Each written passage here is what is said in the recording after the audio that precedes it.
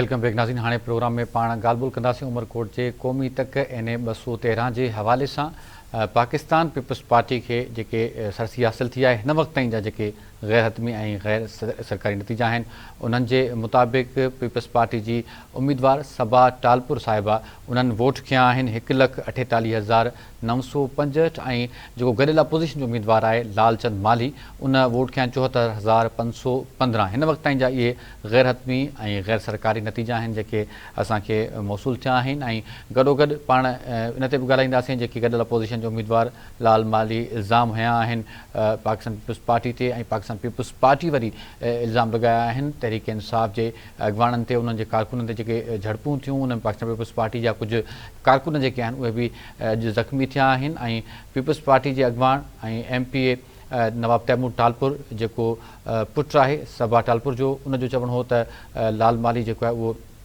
शिकस्त खाई चुको आहे। उन अॻु ई उनजो ऐलान कयो आहे संदसि जेके इल्ज़ाम आहिनि उहे बेबुनियाद आहिनि। ऐं गॾोगॾु शाज़िया मरी साहिबा बि इन हवाले सां ॿुधायो आहे ॻाल्हायो आहे उनजी बयान साम्हूं आयो ऐं उन चयो त जेके PTI जा ॿाहिरियां माण्हू आहे उन ॿाहिरां असरअंदाज़ थियण जी कोशिशि कई आहे। इहे शयूं मीडिया में रिपोर्ट थियनि पियूं उन्हनि ते बि ॻाल्हि ॿोल कंदासीं। हिन वक़्तु असांखे उमरकोट मां धरती TV जे ज़िले रिपोर्टर सुहेल कुंबर जॉइन कयो आहे।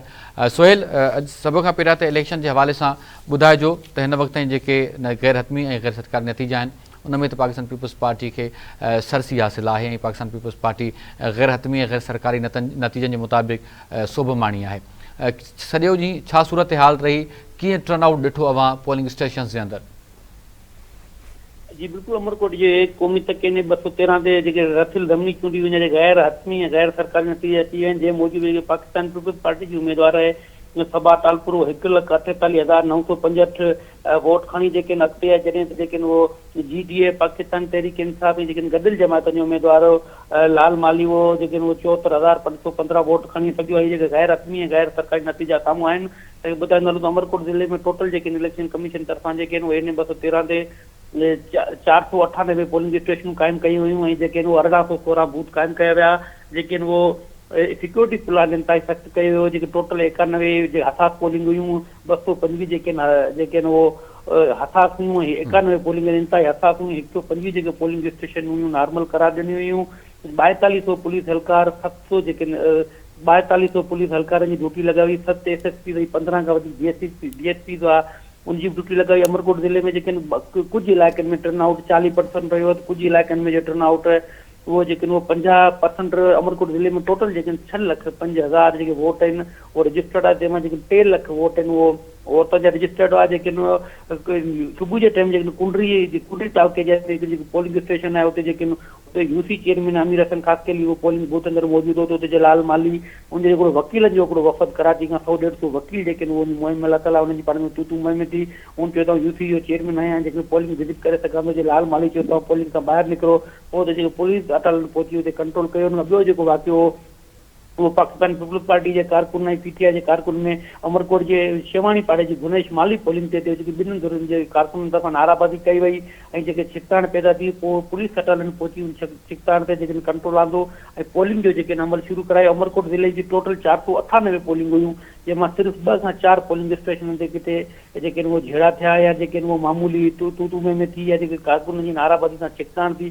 बाक़ी जेके उहो अमरकोट ज़िले में सॼो अमन अमान नालो सूरत हाल रही। जेके हसास पोलिंग हुयूं उते जेके कैमराऊं लॻाई हुयूं PTI तरफ़ां इहो इल्ज़ाम लॻायो वेंदो आहे जेके उहो कुंडरी जी जेके फज़ले उमर आहे या काज़ी सुल्तान स्कूल आहे उते जेके धांधली कई पई वञे उते प्रिज़ाइडिंग ऑफिसर इहो मोकिलियो CCTV लॻियल CCTV में सभु शयूं कवर थियनि थियूं त धांधली जी का गुंजाइश बि न आहे। त उमरकोट जी बि कोली दड़े जी पोलिंग आहे उते जेके जमाल मखणानी उते जेके पीपल्स पार्टी जा जेके वर्कर हुआ कारकुन आहे ओड बिरादरी या कोली बिरादरी उहो मानी खाराए रहिया उते जेके PTI जे अॻुवाणनि जेके उहो हमलो कयो उनमें कुझु कारकुन आहिनि उहो ज़ख़्मी थी पिया जिन खे फौरी तौर अस्पताल ते पहुचायो। इतला ते जेके पीपल्स पार्टी उम्मीदवार सबा टालपुर उहो फर्ज़ंद नवाब तैमूर टालपुर उहो सरज़मीन ते बर वक़्तु पहुची वियो। हुन जेके पंहिंजे कारकुननि खे अस्पताल पहुचाए हुन चयो त जेके असांजे कारकुननि खे बिना जवाब तशदुद कयो जेके कारकुननि उहो पोलिंग जे ॿाहिरि मानी खाराए रहिया हुन ते हमलो थियो आहे।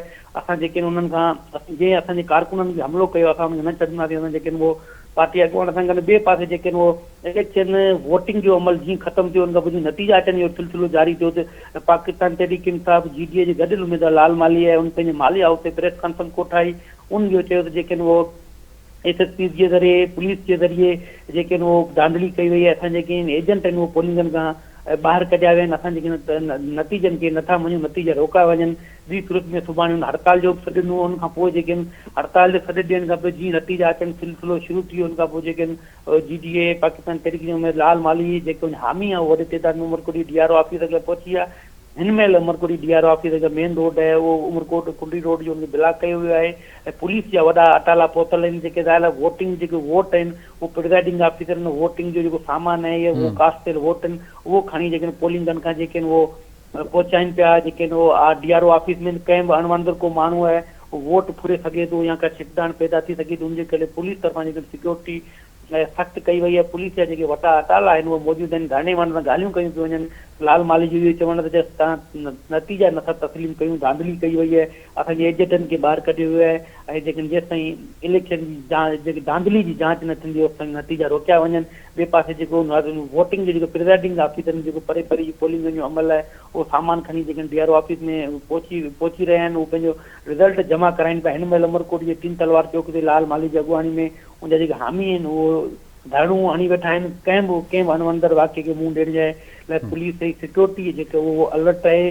टोटल जेके आहिनि उहो जेके 2 लख जेके आहिनि टोटल 2 लख खां मथे जेके 2 लख 2.5 लख जे विच में जेके उहो कास्टिंग थी आहे। जेको गैर हतमी ऐं गैर सरकारी नतीजनि मूजिबि जेके पाकिस्तान पीपल्स पार्टी उम्मीदवार सभा अटालपुर अॻिते आहे। जॾहिं GDA ऐं गॾु जमात जो उम्मीदवार लाल माली 74,545 वोट।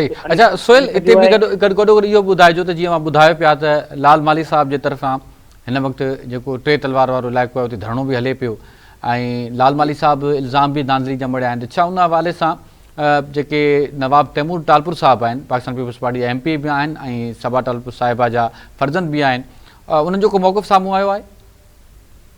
उन्हनि जो इहो अॻु में ई जेको नवाब यूसुफ तैमूर टालपुर जे तरफ़ां अॻु में इहो मौक़िफ़ो जेके हाराइण खां पोइ जेके इल्ज़ाम हणंदा त बाबा जेके उहो हिननि धांधली कई आहे या हाराईंदा। जेको गॾियल जमायतनि जो जेको नवाब यूसुफ टालपुर जो फर्ज़ंद आहे नवाब तैमूर टालपुर उहो जंहिं बि मिराकनि में कारजन गरजानी में चवंदो रहे सुबुह खां जेके उहो जीअं प्रिज़ाइडिंग जेको लाल माली धांधली जा इल्ज़ाम आहे त जेके नवाब तैमूर चयो जीत असांजी थी वई आहे।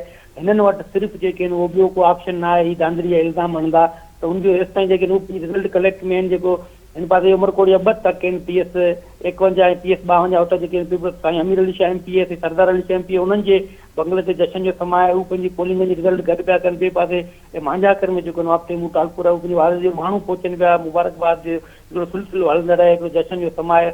असांजी इहा ॻाल्हि थी। उन चयो त अञा पोलिंग वोटिंग जी गणप जो सिलसिलो शुरू कोन थियो। उन विच में जेके उहो लाल माली प्रेस कॉन्फ्रेंस करे छॾी त बाबा जेके असां सुभाणे हड़ताल कंदासीं। उन चयो माण्हुनि खे गुमराह करण जी कोशिशि कई पई वञे। जेके जीत आहे उहो पाकिस्तान पीपल्स पार्टी थी चुकी आहे ऐं जेके हसास पोलिंग हुयूं उनते कैमराऊं लॻल हुयूं। जेके सिक्योरिटी सख़्तु हुई हिते किथे बि धांधली जी गुंजाइश न आहे। ऐं लाल माली जे तरफ़ां चयो वञे त SSP जे ज़रिए पुलिस जे ज़रिए जेके उहो धांधली कई वई आहे। सही। अच्छा सोहेल, असांखे इहो बि ॿुधाइजो त पाकिस्तान पीपल्स पार्टी हिकिड़े पासे हुई, ॿिए पासे गॾियल अपोज़िशन जमातूं हुयूं। नून लीग जो भी इहो साम्हूं आयो पे ख़बरूं त नून लीग सपोर्ट करे पे लाल माली खे, लेकिन कोहिस्तानी साहब आहिनि, वफ़ाक़ी वज़ीर मुमलिकती वज़ीर आहिनि ख़यालदास कोहिस्तानी साहब, उहे चवनि पिया नून लीग कंहिंखे बि सपोर्ट न कयो। अवां सॼो ॾींहुं ऑन ग्राउंड हुया त नून लीग जा कारकुन अव्हांखे नज़र आया किथे नून लीग जी सपोर्ट कंहिंखे हुई? जी बिल्कुलु, हिते जेके आहिनि वो उमरकोट में जेके हिकिड़े पासे जेके आहिनि वो जेके गॾियल जमात जो उम्मीदवार लाल माली खे मुख़्तलिफ़ पार्टियुनि जी जेकी हिमायत हली, हिते जेको मुस्लिम लीग नून जो जेको हारी कम्यूनिटी जो सदर आहे, जेको अॻे उमरकोट जे क़ौमी तबक़े ने 213 इलेक्शन विढ़ियो, जीअं 48,000 वोट खया हुआ, उहो हींअर जेके आहिनि उहो मुस्लिम लीग नून जो उम्मीदवार हो, उनजे तरफ़ां पंहिंजे ॻोठ मोड़ जंग में हिकिड़ो वॾो पावर शो कोठायो, जलसो कोठायो, जंहिंमें 2-3 हज़ार माण्हू शिरकत कई। उन जेके आहिनि जलसे में ऐलान कयो त मुस्लिम लीग नून आहे वो जेके इन 213 जी इलेक्शन पाकिस्तान पीपल्स पार्टी जे उम्मीदवार जी हिमायत जो ऐलान कई है, जॾहिं आऊं ज़ाती तरह ते जेके लाल माली जी हिमायत जो ऐलान कयां थो। पर उमरकोट शहर में पोलिंग कंदे मुस्लिम लीग नून जा जेके वोटर आहिनि उन्हनि किथे उनजी का एक्टिविटी ख़ासि नज़र न आई। छो त मुस्लिम लीग नून जा जेके वोट अॻु में जेको अमीन अमाना टालपुर मुस्लिम नून जी तरफ़ां जो उम्मीदवार न, इहो गॾियल जमायतनि जो उम्मीदवार आहे, त हुन 48,000 वोट खया गॾियल जमायतनि जे हिसाब सां। त हुन जेको पंहिंजे ॻोठ में हिकिड़ो वॾो मेड़ाको कोठायो ऐं उते जेके आहिनि उनजी पोलिंग जी जेका रिज़ल्ट आहे मोड़ जंगे जी, उहा जेके आहिनि वो लाल माली जे हक़ में आई आहे। उतां जेके पीपल्स पार्टी खे ख़ासि का जेके वोट न आहिनि मिलिया, उन मां चई सघिजे थो मुस्लिम लीग नून जो जेको उहिदेदार आहे, हिते जो अॻुवान आहे, जो अॻे इलेक्शन विड़ो आहे, टिकट होल्डर आहे मीर अमान टालपुर, उन जो चयो त ज़ाती तौर ते ऐं जेके GDA उम्मीदवार लाल माली जी हिमायत करणु जॾहिं त पार्टी जी जेका पॉलिसी मुस्लिम नून जा जेके अॻुवान आहे शाह महमूद शाह या कियल दोस्त कोस्तानी हुन अॻु में बयानु ॾिनो हो अमरकोट जी ज़मीनी चूंड में जेके आहिनि उहो मुस्लिम लीग नून आहे उहो पाकिस्तान पीपल्स पार्टी जी हिमायत जो ऐलान करे थी, पर अमरकोट शहर में किथे बि जेके मुस्लिम लीग नून जे को बि एक्टिव माण्हू नज़र न आयो, न ई वरी किथे पीपल्स पार्टी जे एजेंट वेण में का सपोर्ट कई। ठीकु आहे, वॾी महिरबानी सोहेल, अवां इलेक्शन जी नसी सूरत हाल ते तफ़सील ॾिना। नाज़रीन, जेकी NA 213 उमरकोट ते अॼु इलेक्शन थी आहे, जंहिंजे गैरहतमी गैर सरकारी नतीजनि मूजिबि पाकिस्तान पीपल्स पार्टी जे उम्मीदवार सबा टालपुर साहिबा खे जेको आहे उहा सरसी हासिल थी आहे ऐं इहा नवाब यूसुफ टालपुर साहिब जे लाॾाणे सबबि सीट ख़ाली थी हुई। नाज़रीन, इन सां गॾु प्रोग्राम में वक़्तु पंहिंजी पुॼाणी ते पहुतो, ॾींदा इजाज़त, अल्लाह निगहबान।